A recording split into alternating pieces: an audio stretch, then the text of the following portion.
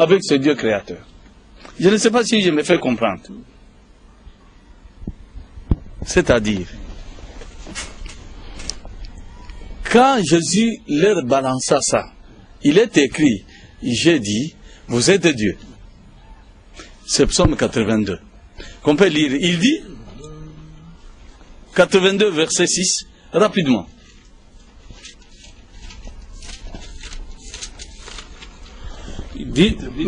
J'avais dit, vous êtes des dieux, vous êtes tous des fils du Très-Haut. C'est à ce niveau-là que les frères ont fait naufrage. Les frères croient que les dieux, plusieurs dieux là, c'est eux. Et parce qu'il est dit, parce que vous êtes tous fils du Très-Haut.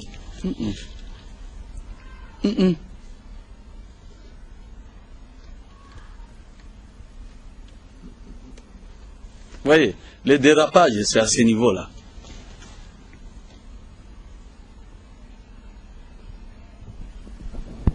Et parce que Jésus ne va pas s'arrêter seulement à balancer les versets, il va expliquer.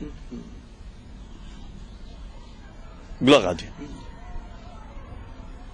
Il va expliquer comment? Le verset qui suit, 35. Il dit, si elle a appelé Dieu, ceux à qui la parole de Dieu a été adressée, et si l'écriture ne peut être anéantie, celui que le Père a sanctifié.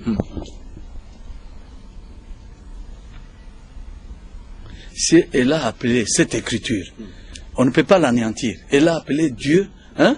C'est à qui a été adressée la parole. Et c'est à toi qui chante que la parole de Dieu a été adressée.